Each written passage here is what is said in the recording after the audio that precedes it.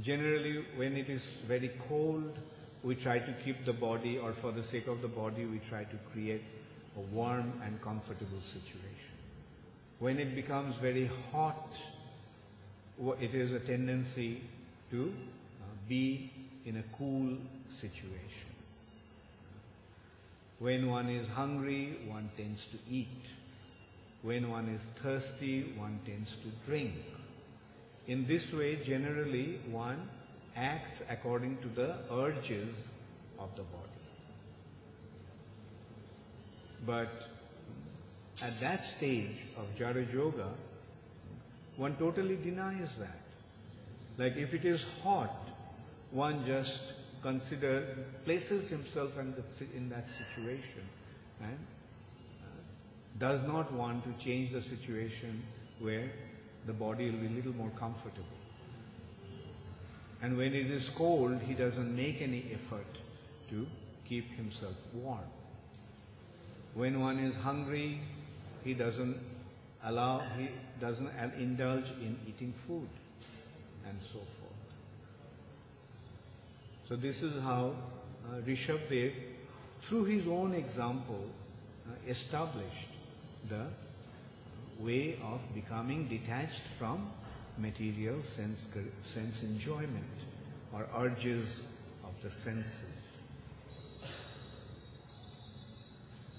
Then it has been pointed out that Rishabdev used to wander around, totally unconcerned about his body. Like at that stage, Rishabdev was totally unconcerned about not only the need of his body, but even the existence of his body.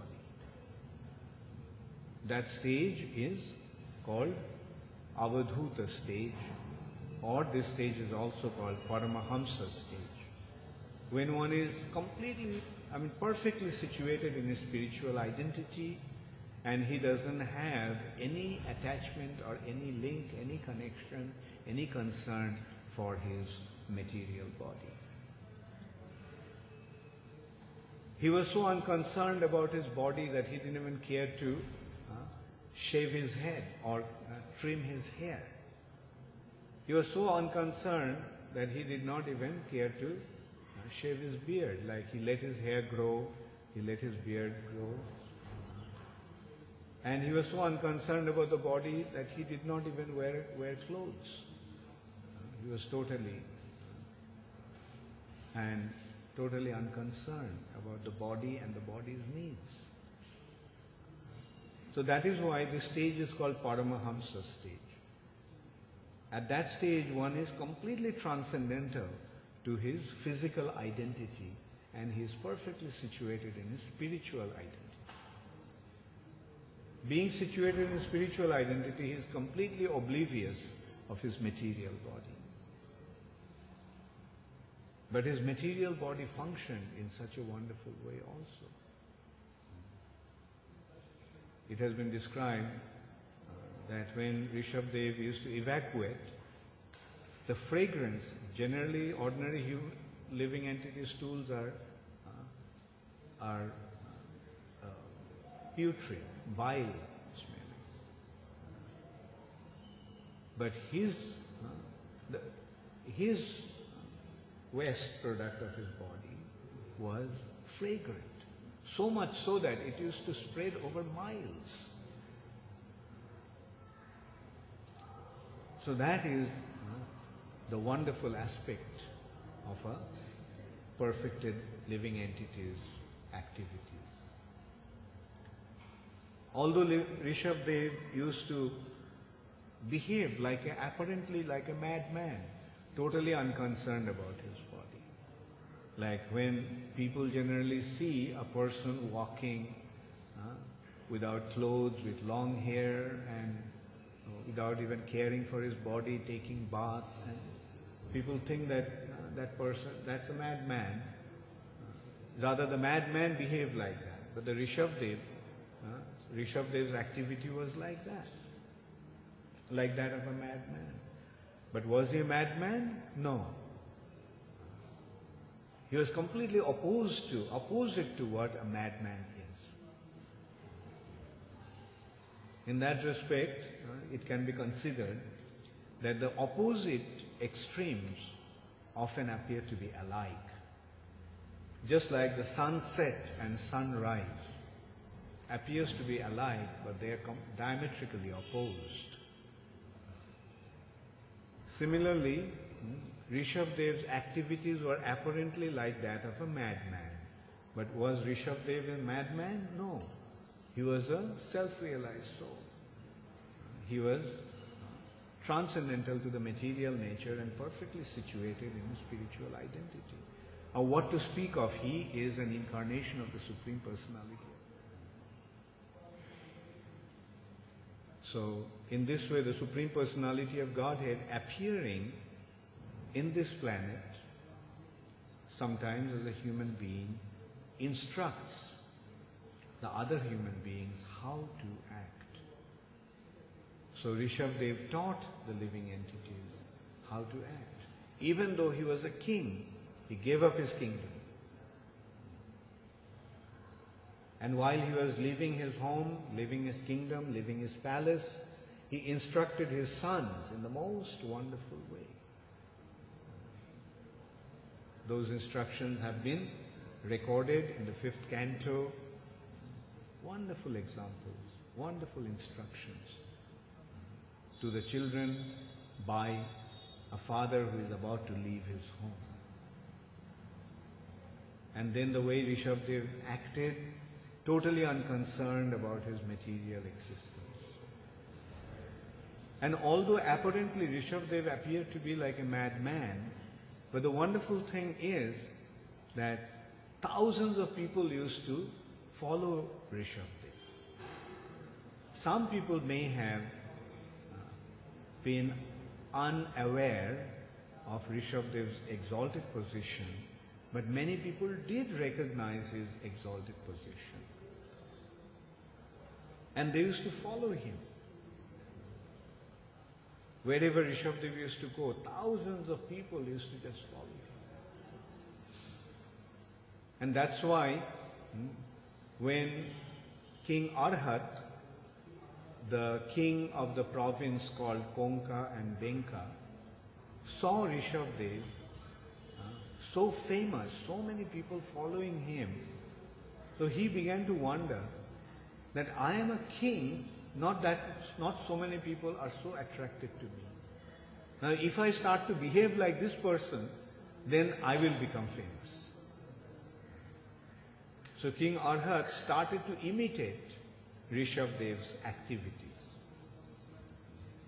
But that actually was an unbona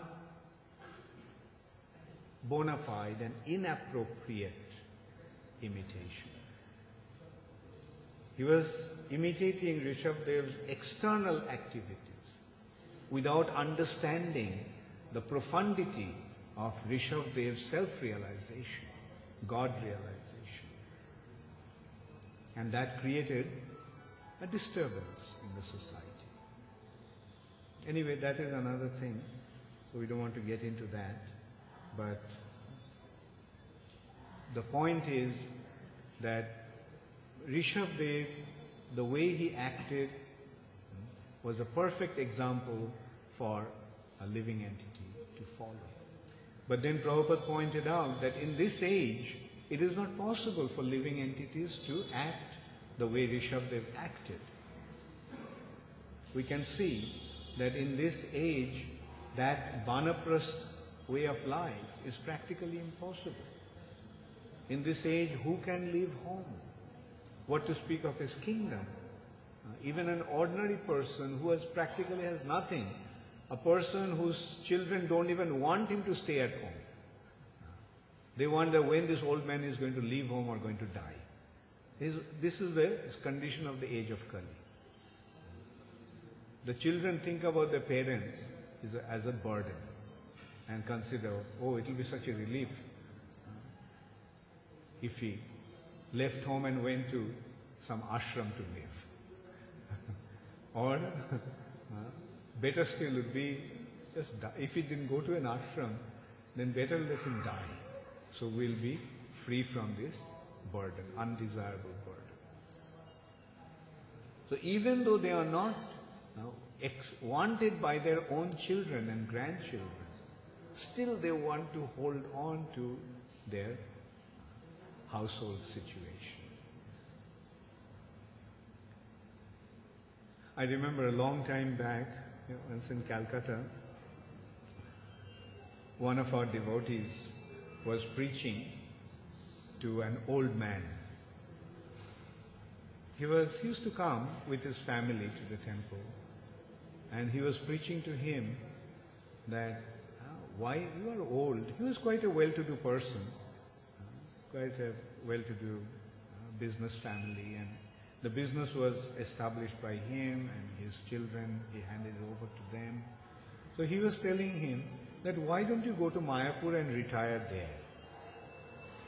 And this point was not sinking deep into that man. So he was giving various excuses why he could not leave. And then at one point he told him, this devotee who was preaching to him, I was just sitting there watching him preach. And at one point he just told him that, look, you are so attached to your family, but the reality is that your family don't want you. Your family doesn't want you. Your children, you think that they're so dear to you, but actually they think they don't want you at home. They'll be relieved if you leave home and go somewhere else. And I noticed at that time that old man looked at his son and his daughter-in-law with an expectation that they would say that, no, we want him to stay. But they were silent. And it was such a pathetic sight, actually.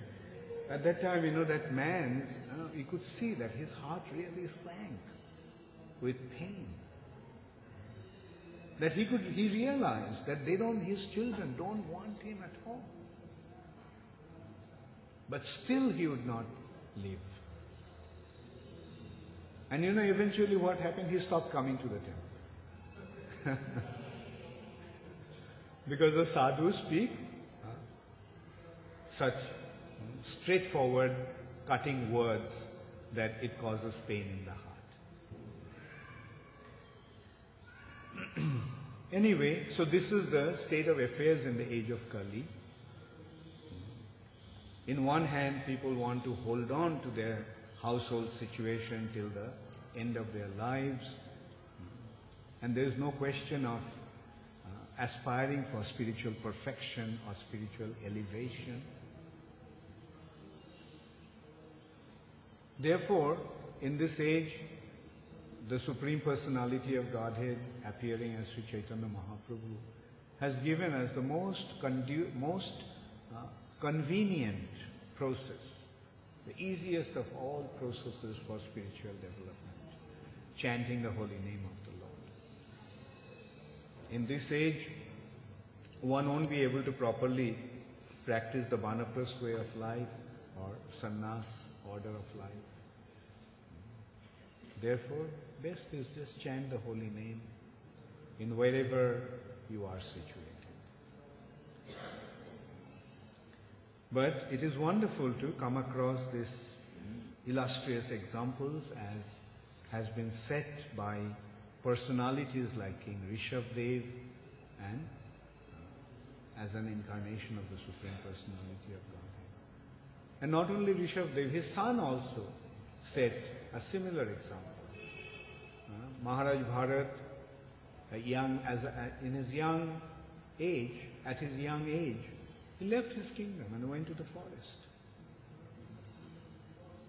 Who, due to his attachment to a deer in his next life, got a deer body. But then he was a liberated pure devotee as Jaru Bharat. Hare Krishna, all glories to Srila Prabhupada, Gaur Premanande, Hare Hare. Does anybody have any question? Yes, Sitaram. This vast display by the Lord of his various incarnations in various pastimes,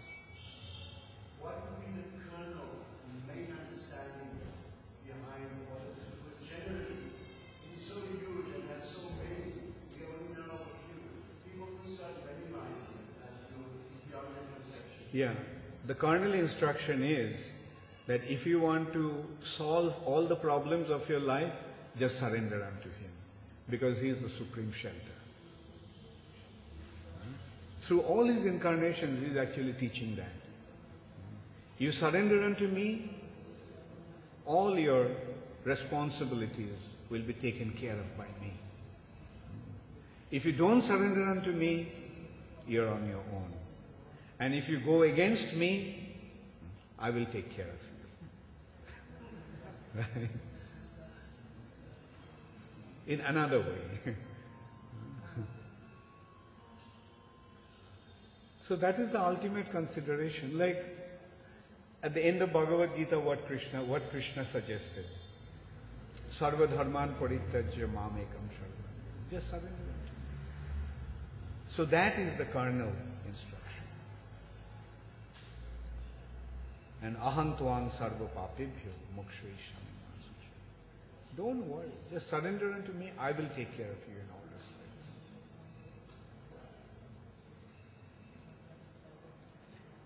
Hare Krishna, yes. Guru Maharaj, in purport to this verse, Srila Prabhupada is explaining how the king of Konkan, actually he imitated the Shukadeva. And I just wanted to confirm regarding this sect of Jainism, is it from that king or how bona fide it is and what is the standpoint? Yeah, Jainism actually started with King Arhat. Actually, they pronounce his name as Arihant. But Bhagavatam describes him as King Arhat, which also means Arihant, you can say. Ari means demon, Ari means enemy, and Hant means a destroyer. The one who destroys his enemy or kills his enemy. And they also identify that their sect, Jainism, actually started from King Rishabdev. They recognize that he is the original propounder of that cult. But the actual one was the one who imitated King Rishabdev was King Arhat, who was the king of the province of Kanka and Benka. And then came Mahavir, who actually gave it the main thrust. The practice was going on since a long time, but the main thrust actually came in the age of Kali through Mahavir. Buddha came and he actually affected the Kshatriyas. It's mainly the Kshatriyas who followed Lord Buddha, but the Vaishyas followed Mahavir.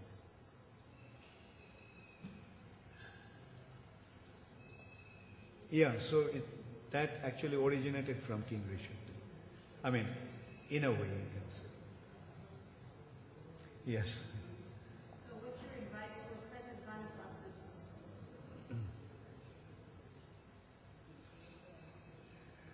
Well,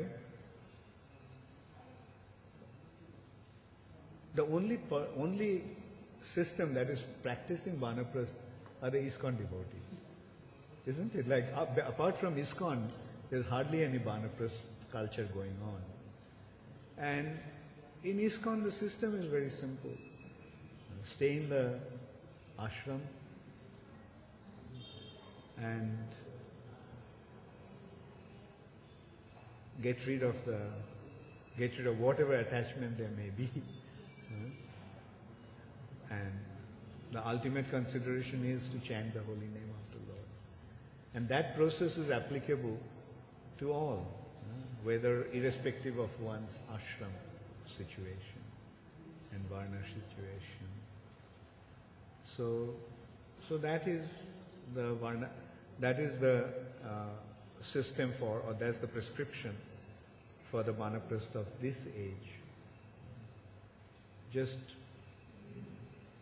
like move out of your family situation, be in the ashram and chant the holy name, render devotional service. Right, that's it. And also that brings another consideration at the back of my mind, is that the society also have to become prepared to provide the facilities for those Vanaprastha devotees.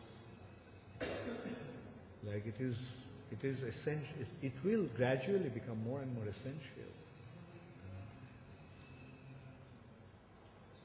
Because now the way things are, because of various reasons, the society is trying to shy away from these sort of responsibilities. They're mainly because they're so burdened by this responsibility of maintaining whatever is there. They cannot extend themselves to take any more on their plate. But the reality is that the society have to equip, our society have to equip itself with these needs, or to fulfill those needs and requirements. And I'm confident that that will happen.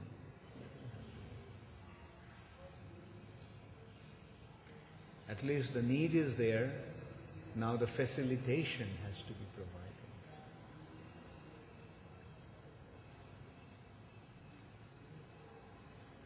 Hare Krishna. Gaur Premanand. Okay.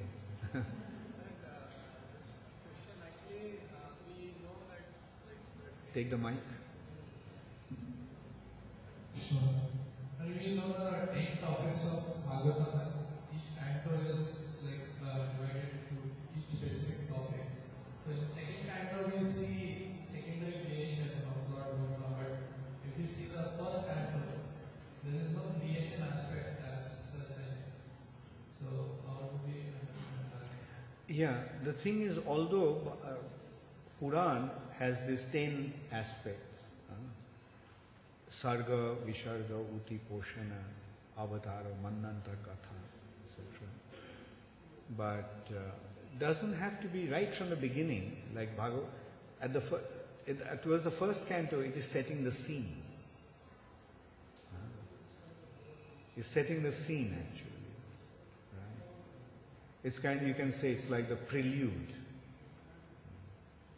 But after the prelude or preamble, then the topic begins. Well, if we see Prabhupada's Bhagavatam, each canto is kind of labeled that way. Sometime back I was hearing a seminar by Bhakti Charu Swami, and you were mentioning that actually if we study from the Acharyas, the Sandarbhas, and they say that it is all mixed up, it is actually not very specific. Yeah, right. Yeah, that's true. That's what I meant. It's not, we can't expect that right from the beginning, it would start with Sarga and then Visarga and so forth. It is kind of, the first canto is more like a preamble, leading to the topic. But then it's coming to the creation and sub-creation and proceeding in that way. And it is not, it's not sequential, but juxtaposed at times. Hare Krishna, all glories to Srila Prabhupada, Gaur Premanande, Hare